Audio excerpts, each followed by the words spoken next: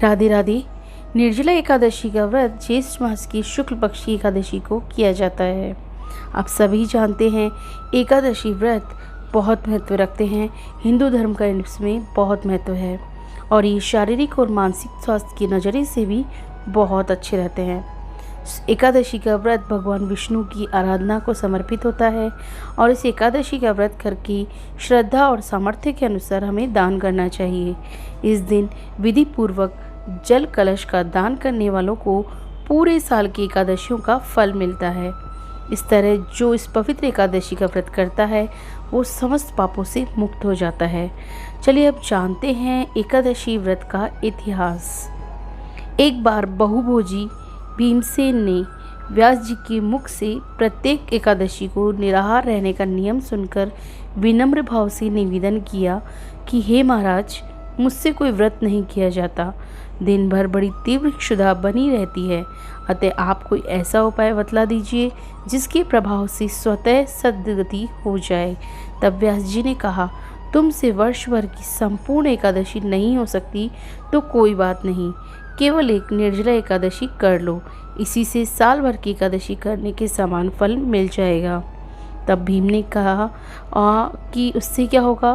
तब उन्होंने कहा, इससे तुम स्वर्ग को जाओगे। और भीम ने वैसा ही किया और वो स्वर्ग को गए। इसलिए यह एकादशी भीमसेनी एकादशी के नाम से भी जानी जाती है। अब जान लेते हैं निर्जला एकादशी का महत्व। निर्जला यानी यह व्रत बिना जल ग्रहण किए और उपवास रखकर किया जाता है, इसलिए यह व्रत बहुत ही कठिन तप और साधना के समान महत्व रखता है।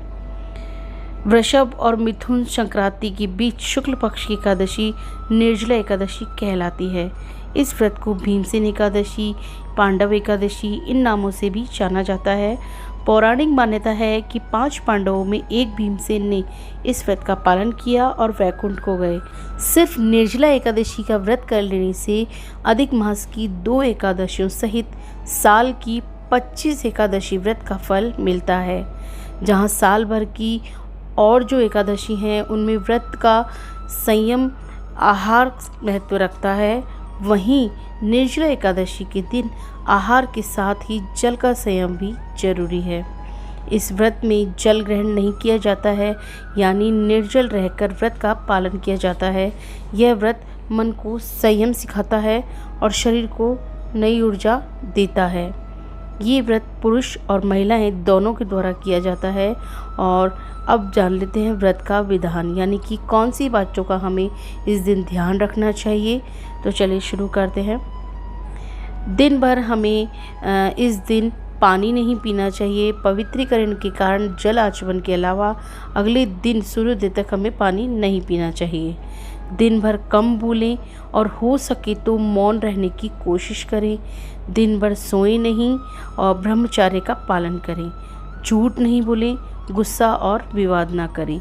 तो इस तरह हमें निर्जला एकादशी का व्रत रखना चाहिए और इसके महत्व और इसको में जो बातें हमने बताई हैं उनको ध्यान में रखकर इस व्रत को आप पूरी दृढ़ निश्चय शक्ति के साथ कीजिए और इसका फल पाइए। इसी के साथ मुझे दीजिएगा विदा। मिलते हैं अगली रोचक वीडियो के साथ। जय श्री कृष्णा।